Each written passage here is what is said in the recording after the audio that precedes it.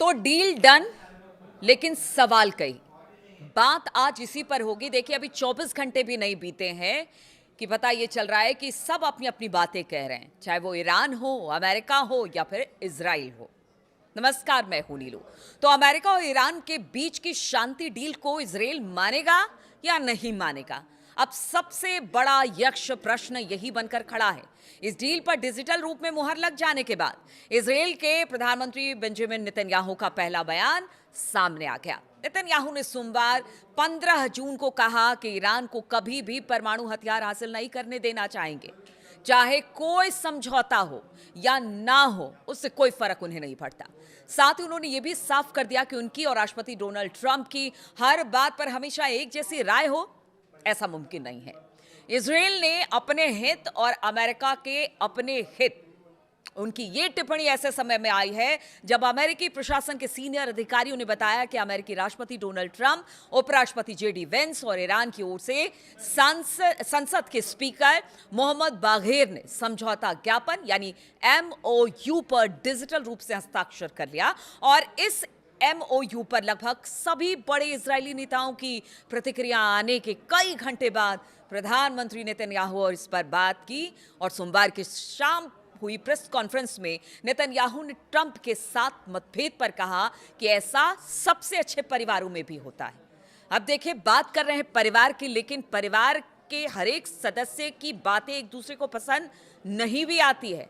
इसके भी संकेत नेतन्याहू ने दिए हैं और बताया जा रहा है कि इस प्रेस कॉन्फ्रेंस के बाद डोनाल्ड ट्रंप की नेतन्याहू से बातचीत हुई और बड़ी हॉट टॉक हुई है। अब ये हॉट टॉक क्या है, कुछ दिन बाद तो समझ में आ जाएगी, लेकिन हॉट टॉक पहले भी हो चुकी थी जब डील हो रही थी। अब डिजिटल हस्ताक्षर हो गए हैं, लेकिन नेतन्याहू ने जो बातें कही उसके बाद ट्रंप काफी गुस्से में जरूर नजर आ रहे हैं। अब एक एक करके बताते हैं कि क्या कुछ प्रेस कॉन्फ्रेंस में कहा गया और नेतन्याहू ने क्या कहा है, जिससे लगता है कि इस रीजन में क्या नेतन्याहू अशांति पैदा कर सकते हैं, क्या इस डील को डिरेल कर सकते हैं। कल से लेकर आज तक यही सवाल उठ रहा है कि ट्रंप और ईरान के बीच तो बातचीत हो गई है, लेकिन जो मंशा लेकर नेतन्याहू लगातार विस्तारवादी नीति के साथ आगे बढ़ रहे हैं लेबनान और तमाम मोर्चों पर, उनके जो सैनिक हैं वो पीछे हटने को तैयार नहीं है। ऐसे में शांति कैसे आएगी? अब ईरान पर हमला बड़ा मुद्दा नहीं है, लेबनान पर बड़ा मुद्दा हमला बनता चला जा रहा है, जिस तरह से हमले इजराइल कर रहा है लेबनान पर। तो अब बात करते हैं नेतन्याहू की और उन्होंने क्या कहा प्रेस कॉन्फ्रेंस के दौरान एक एक करके आपको बताते हैं। तो राष्ट्रपति डोनाल्ड ट्रंप और मैं हर बात पर हमेशा एक जैसी राय नहीं रखते हैं। वो अमेरिका के राष्ट्रपति हैं और मैं इजराइल का प्रधानमंत्री हूं। मैं इजराइल की सुरक्षा से जुड़े हितों के लिए जिम्मेदार हूं और यह काम समझदारी से करना जरूरी है। नेतन्याहू ने कहा कि ईरान को परमाणु हथियार हासिल करने से रोकना उनके पूरे राजनीतिक जीवन का सबसे बड़ा और एकमात्र लक्ष्य रहा है। उन्होंने कहा कि कई दशकों से मैं ईरान के परमाणु हथियार पाने की कोशिशों के खिलाफ लड़ रहा हूं। मैं इसे अपने जीवन का मिशन कह सकता हूं। अब तक मैंने इसे निभाया है और आगे भी निभाता रहूंगा। अब देखिए इससे नेतन्याहू की क्या मंशा जाहिर होती है। उन्होंने आगे कहा कि समझौता हो या ना हो, ईरान के पास परमाणु हथियार नहीं होने चाहिए, ना आज और ना कल और ना कभी और। जब तक मैं इजराइल का प्रधानमंत्री हूं ऐसा कभी नहीं होने दूंगा। टीवी पर चले इस प्रेस कॉन्फ्रेंस में नेतन्याहू ने अपने सैन्य ऑपरेशन की उपलब्धियों को गिनाने की कोशिश की, क्योंकि देखिए अब नेतन्याहू की कुर्सी भी इसके बाद खतरे में पड़ती नजर आ रही है, क्योंकि उनके अपने पार्टी के नेताओं की बगावत इस डील के बाद शुरू हो गई है। यानी राजनीतिक भविष्य पर नेतन्याहू के बड़ा सा क्वेश्चन मार्क लग गया है। दरअसल युद्ध को संभालने के तरीके और अमेरिका और ईरान के समझौते वार्ता में असर न डाल पाने को लेकर उन्होंने काफी आलोचना का सामना करना पड़ा है। नेतन्याहू को भी चुनाव में जाना है और नेतन्याहू ने कहा कि सबसे महत्वपूर्ण बात यह है कि हमने इजराइल देश को परमाणु विनाश के खतरे से बचा लिया है। अब कहां परमाणु विस्फोट हो रहा है, कहां बचा लिया, क्या कर लिया, खैर ये उनके राष्ट्र का मामला है, वो अपनी बात रख रहे हैं इस डील के बाद। उस पर बहुत ज्यादा टिप्पणी नहीं करूंगी, लेकिन सब जानते हैं नेतन्याहू क्या करते हैं, क्या सोचते हैं और इसका क्या मतलब होता है। नेतन्याहू ने कहा कि हमने ईरान के परमाणु वैज्ञानिकों को मार दिया, आतंकवादी शासन के नेताओं को खत्म कर दिया, परमाणु ठिकानों को तबाह कर दिया, मिसाइलों को नष्ट कर दिया और मिसाइल बनाने वाली ज्यादातर फैक्ट्रियों को बर्बाद कर दिया। उन्होंने यह भी कहा कि सैन्य ऑपरेशन ने ईरान के साथ भविष्य में होने वाले किसी भी समझौते के लिए एक विश्वसनीय सैन्य दबाव पैदा किया है। नेतन्याहू ने कहा कि इजराइल के लिए खतरा अभी भी बना हुआ है। उनके अनुसार खतरा सिर्फ ईरान से नहीं बल्कि उनके क्षेत्रीय सहयोगियों से भी है, जिन पर हमले कभी न देखे गए तरीके से हमला किया गया। और उन्होंने कहा कि हमने इजराइल के चारों ओर गहरे सुरक्षा क्षेत्र बनाए हैं। हमने ये गाजा, लेबनान और सीरिया में किया है। मैं स्पष्ट कर देना चाहता हूं कि अपने देश की सुरक्षा के लिए हम इन सुरक्षा क्षेत्रों में तब तक बने रहेंगे जब तक इनकी जरूरत होगी। तो वो बात कर रहे हैं ईरान के प्रॉक्सीज की, हिजबुल्लाह की, जिसके साथ लड़ाई हो रही है, लेबनान, गजा, जिस तरह की बातें वो करते रहे हैं। और उनका कहना है कि इजराइल को सुरक्षित रखना मेरा काम है।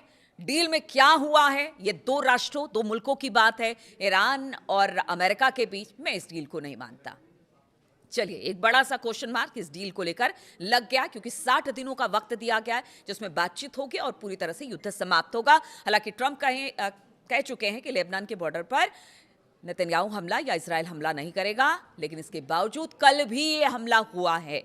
अब इसको क्या माने हम? क्या अब अमेरिकी राष्ट्रपति की बात भी नेतन्याहू नहीं मान रहे हैं? वो ये चाह रहे हैं कि हम हमला करें और ईरान कह रहा है कि लेबनान पर हमला करेंगे तो बातचीत यानी कि जो डील है वो कैंसिल हो जाएगी और हो सकता है ईरान इजराइल पर हमला कर दे और फिर इजराइल को एक मौका मिल जाए ईरान पर हमला करने का। तो ये बहुत सारी बातें हैं जो नेतन्याहू ने कह दी है। अब अमेरिका का पक्ष भी आपको बताते हैं। इस डील के कुछ देर के बाद अमेरिका के राष्ट्रपति डोनाल्ड ट्रंप ने दावा किया कि ईरान ने डील करके कभी भी परमाणु हथियार ना बनाने पर सहमति दे दी है। यानी वो अपनी तरफ से कह रहे हैं कि डील में क्या हुआ है, ये ट्रंप बता रहे हैं। देखिए, अब ये 14 जो बिंदु है ना, वो खुलकर सामने नहीं आ रहा है। सब अपने अपने दावे कर रहे हैं। ईरानी मीडिया अपनी, अमेरिकन मीडिया अपनी बातें कह रहा है, इजराइल अपनी बातें कह रहा है। तो अब ट्रंप ने कहा है कि देखिए, परमाणु अब वो कभी इस पर काम नहीं करेंगे, यानी परमाणु हथियार नहीं बनाएंगे, इस पर सहमति हो गई है। साथ ही उन्होंने कहा कि अमेरिका ईरान को $300 मिलियन नहीं दे रहा है, जैसा कि मीडिया में दावा किया जा रहा है कल से लेकर अब तक। दरअसल अमेरिका और ईरान ने इस शांति डील को डिजिटल रूप में पहले ही साइन कर दिया है, लेकिन इस पर आधिकारिक रूप से मुहर जिनेवा में ही लगेगी। यानी 19 जून को, शुक्रवार का दिन, जुमे का दिन होता है, उस दिन सिग्नेचर होगा, तभी सब कुछ साफ हो पाएगा। ऐसे में इस डील में क्या क्या लिखा है ये सामने अब तक नहीं आया है। सबके अपने वादे, जिस तरह से हम कह रहे हैं कि दावे हैं, और वो दावे पर सब अपनी बात कर रहे हैं। ट्रंप ने क्या कहा है वो आपको बताते हैं। तो अपने सोशल मीडिया प्लेटफॉर्म ट्रुथ पर लिखा, ईरान ने परमाणु हथियार कभी ना रखने पर सहमति दे दी है। साथ ही खबर कि अमेरिका ईरान को $300 मिलियन दे रहा है, फेक न्यूज है जिसको डेमोक्रेट्स ने फैलाया, यानी अपने अपोजिशन को भी कटघरे में खड़ा कर दे रहे हैं। अब तक सामने आई जानकारी के अनुसार अमेरिका और ईरान के बीच हर समझौता ज्ञापन यानी कि MOU में ईरान के विदेशों में फ्रीज यानी कि जब्त की गई जितनी संपत्ति है उसको जारी करने, प्रतिबंधों में राहत देने और ईरान को फिर से खड़ा करने के लिए $300 अरब का फंड देने की संभावना शामिल है। लेकिन ये तभी होगा जब ईरान कुछ तय शर्तों और लक्ष्यों को पूरा करेगा। हालांकि ट्रंप सरकार ने अभी तक ये नहीं बताया कि यह समझौता ईरान के परमाणु कार्यक्रम को कैसे डील करेगा। और अब भी कई बड़े सवाल बने हुए हैं, जैसे कि ये जांच कौन करेगा, ईरान समझौते का पालन कर रहा है या फिर नहीं, ये कौन सुनिश्चित करेगा कि ईरान परमाणु हथियार नहीं बना रहा है, ईरान के परमाणु हथियारों और ठिकानों के नीचे दबे जो उनके इनरिच्ड यूरेनियम है उनको कौन हटाएगा, नष्ट करेगा। पिछले साल अमेरिकी हमलों में ईरान के जिन परमाणु ठिकानों को भारी नुकसान पहुंचा था उसके नीचे अभी भी कहा जा रहा है कि इनरिच्ड यूरेनियम मौजूद हो सकते हैं।